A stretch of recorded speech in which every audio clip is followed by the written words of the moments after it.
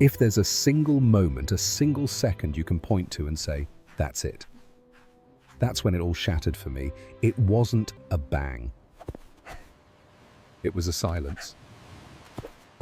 It was 9 p.m. on a Tuesday. I remember that because I was watching a meaningless pre-season game and the blue light from the TV was washing over the stacks of cardboard boxes. Our apartment, no, her apartment, was filled with them. We were moving up. A new start.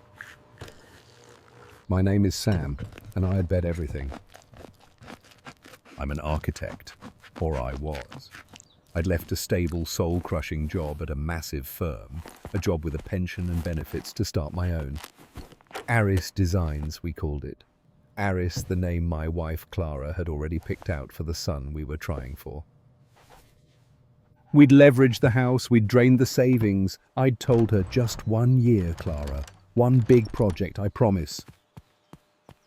And we'd gotten it. The Viridian Tower, an eco-conscious high-rise. It was my masterpiece. It was everything. And then the phone rang. Clara was in the shower, the sound of the water running. I can still hear it. I picked up. Sam, it's me. It was Martin, my partner. His voice was shaking. Hey, what's who? They pulled out Sam. I didn't understand. Pulled out Martin, we've broken ground. They can't. They did. Martin choked out and I heard a sob. They said the market shifted. They found a loophole in the contract, a materials clause. They said our designs were no longer financially viable. I stood up. The room started to tilt. Martin, tell me how much we lost. Silence.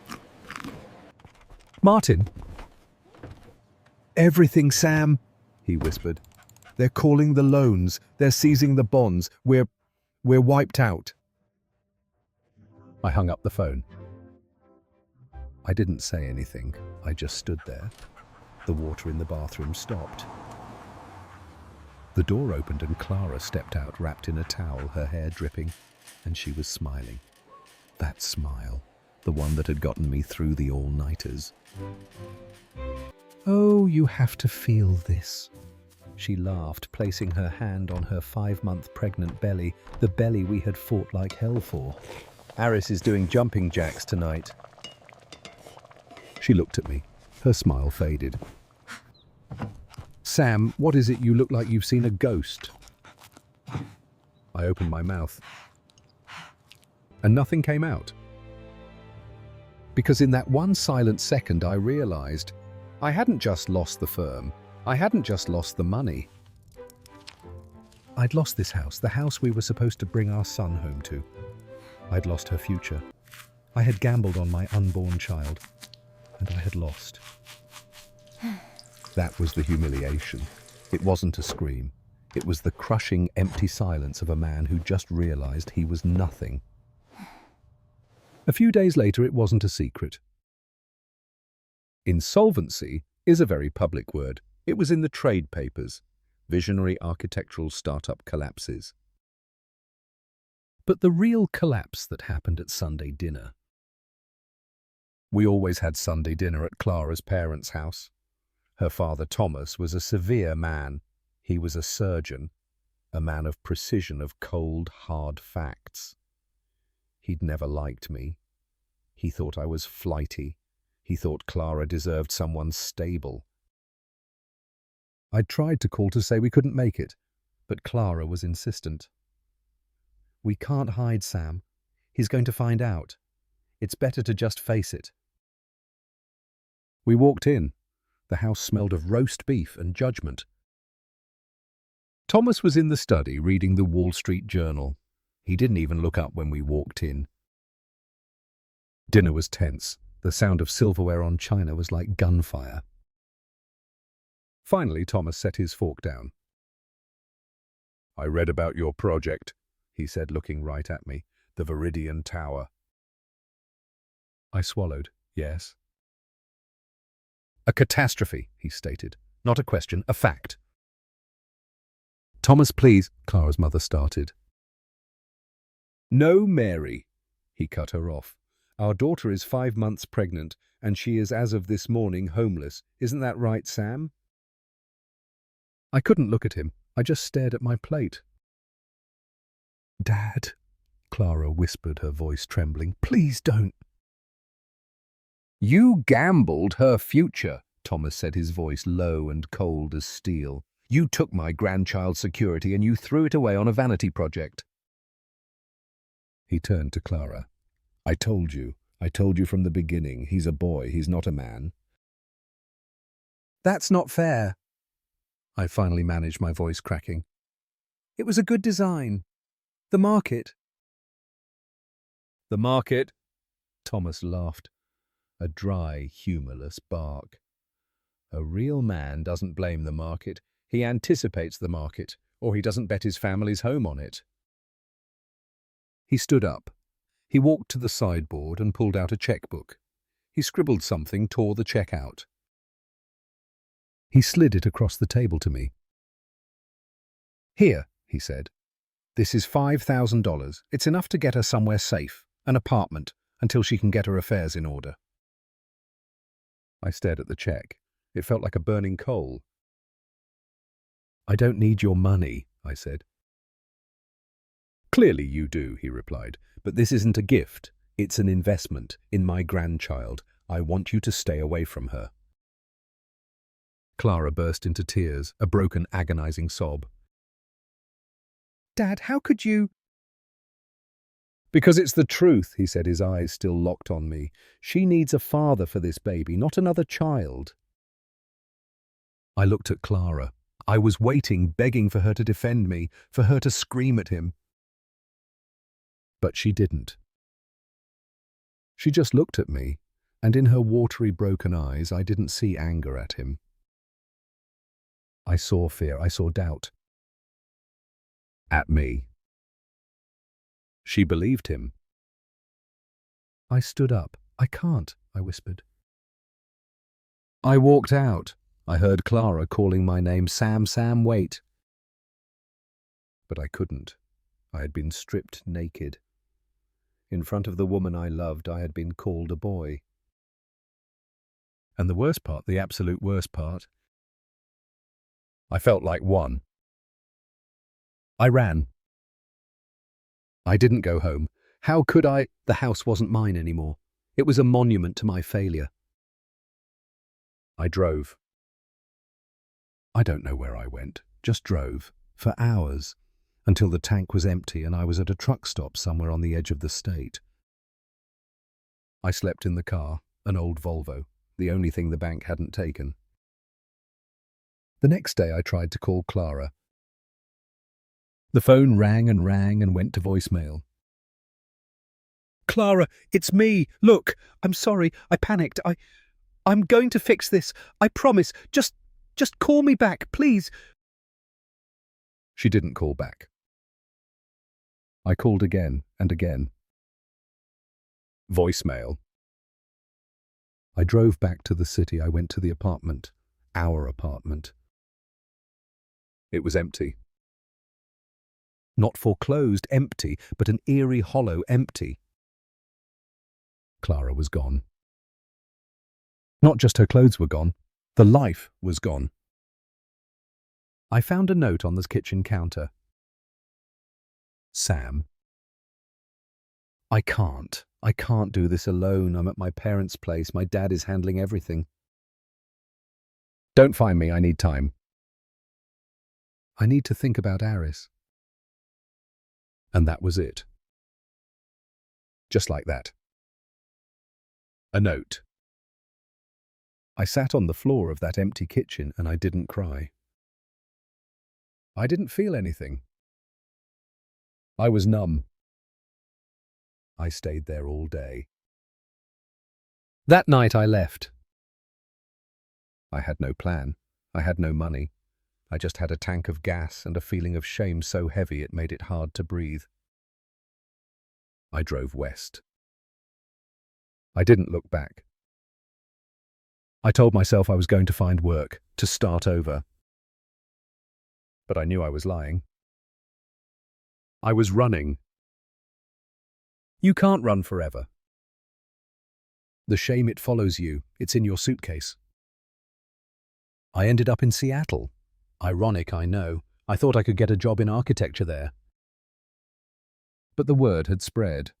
Sam Arris, the guy who bankrupted the Viridian project. No thanks. I couldn't get a job in my field. And my ego, it was shattered. So I took what I could get. I got a job on a construction site, not as an architect, as a labourer, hauling lumber. I washed dishes at a diner. The money came and it went. I lived in a weekly rental, a rat hole that smelled of boiled cabbage and old cigarettes. And I started drinking. Not social drinking, but drinking to forget. Drinking to drown out the sound of Thomas's voice calling me a boy. Drinking to drown out the image of Clara smiling as she stepped out of the shower. 5 months passed. I hadn't spoken to her. I saw it on Facebook, through a mutual friend's page. A picture, Clara holding a bundle. A baby boy! Arris. She still named him Arris. I stared at that picture for an hour, my son, who I had never held. I threw my phone against the wall, and I drank until I passed out. That was the spiral. 16 years. It sounds like a long time. It wasn't. It was a blur. A long, grey, miserable blur of cheap rooms and dead-end jobs, and a loneliness so profound it was almost a companion. I moved around Portland, Denver, Austin, anywhere that I wasn't me. I was 50. I was a middle-aged man working the night audit shift at a motel off the I-10 outside Phoenix. That was me, Sam Arris Designs. My hair was grey, my hands they shook if I didn't have a drink in the morning. I was a ghost. I hadn't seen my son grow up.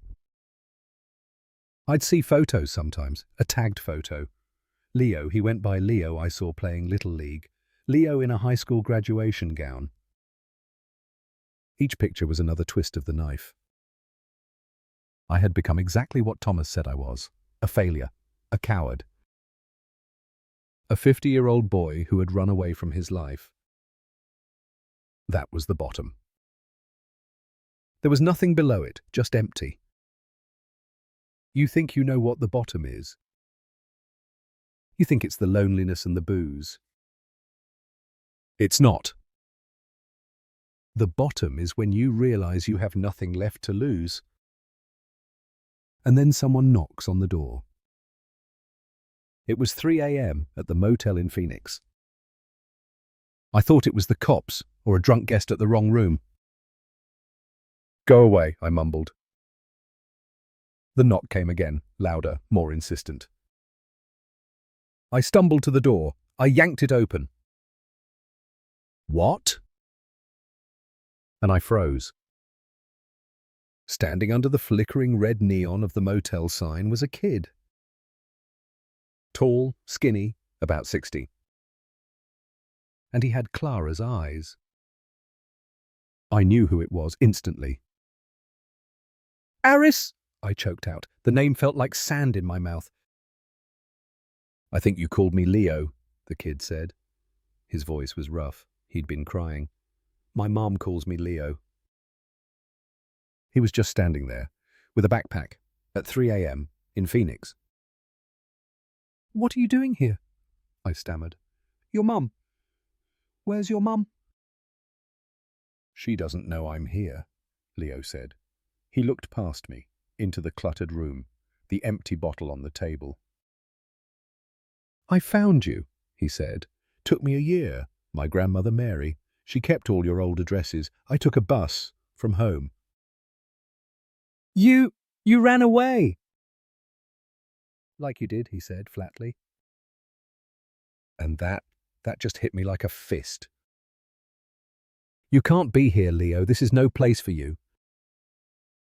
I'm not staying, he said. He was shaking. I just wanted to see you. See what? See the man that my mum would rather be alone for 16 years than replace, Leo said, his voice cracking. I just wanted to know why you were so damn important. He wasn't here out of anger. He was here for his mother. He had run away to find a ghost because he thought his mother was hurting. I'm not important, I whispered. Leo, I'm a failure. Your father is a coward. Then stop being one, he said. He reached into his backpack. He threw something at my chest. It was a wad of cash. It's $5,000. It's my college money, from Grandpa Thomas. I want you to take it. What number, Leo? No. Take it, he yelled, and do something. Go home or build something or die. I don't care, but just stop being a ghost. He turned. He started to walk away. Leo, wait, where are you going? Back to the bus station, he said over his shoulder. My mom is probably freaking out. At least now I know what you are. I looked at the money in my hand. $5,000. It was the exact same number from the check Thomas had given me 16 years ago. The check I had left on the table. I watched my son walk away into the dark. And for the first time in 16 years, I didn't run. I ran after him. I'm taking you home, I said, my breath catching in the dry desert air. Leo stopped. You don't even have a car. I do, I said. The Volvo. It still runs. We drove. For 2 days, almost in complete silence. I didn't drink. I couldn't. My hands were shaking on the steering wheel from withdrawal, not just nerves. We stopped at diners. I used my money, what little cash I had. This cash, I said when we were somewhere in New Mexico. I can't take it, Leo. I don't care, he mumbled, looking out the window. I'm going to pay you back, every single cent. Leo just shrugged. We got to my city, the city I had fled. I parked a block away from Clara's house. Are you okay? I asked. What are you going to do now? He asked instead. I don't know, I said honestly. Get a job, get a room. Are you still an architect? I laughed, a sad, broken laugh, by degree, not by reputation. Then build something, Leo said, with your hands, you know, like a real man, like Grandpa Thomas always said. The words they should have hurt. But they didn't. I gave Leo my cell number. Don't scare your mum like that again, okay? He nodded. He got out of the car. And I was alone again. But this time it was different. I didn't buy a bottle. I took that $5,000. I went to a bank and I opened a savings account in the name of Aris Leo Aris. My son's name with my last name, even though I knew he didn't use it. Then I went to find a job. Leo was right, I couldn't be an architect. So I went to a construction company, a small residential outfit. I can do anything, I told the foreman. I can frame, I can hang drywall, I can read blueprints. He looked at my shaking hands. You were drunk, he asked, flat out. I was, I said honestly, but I'm stopping. I'll work hard, I promise. He gave me a shot. It was the hardest work I'd ever done. It was brutal. My bones ached. I was 50 years old and I was hauling sheets of drywall with kids half my age.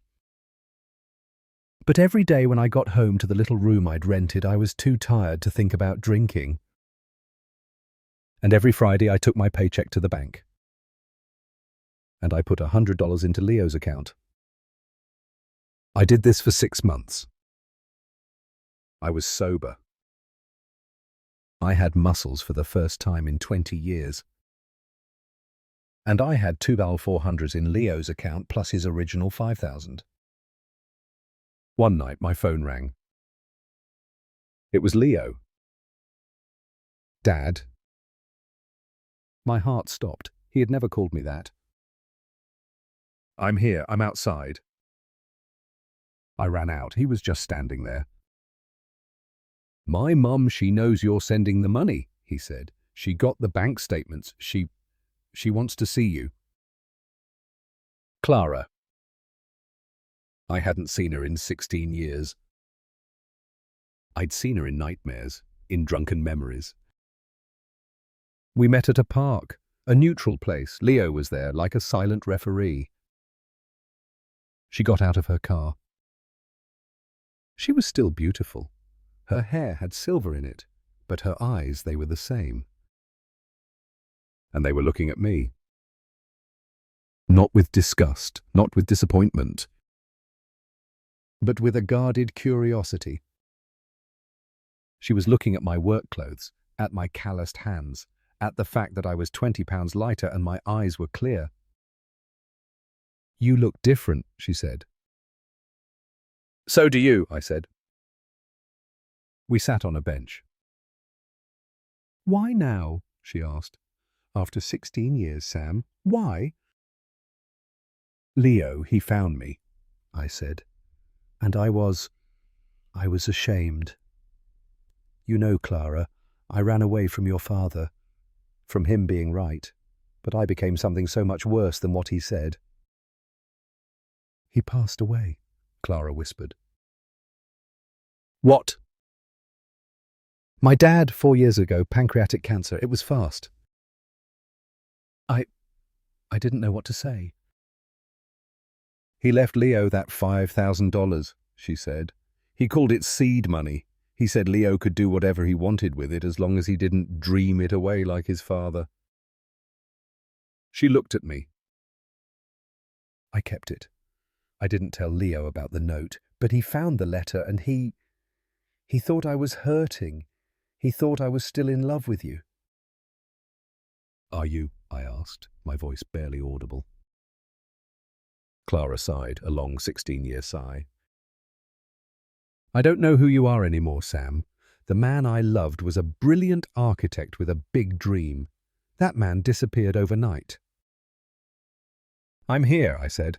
I'm not that man. I'm a construction worker. I'm sober and I'm trying to pay my son back. I handed her the bank book. She opened it. She saw the weekly deposits. $100, $100, $150.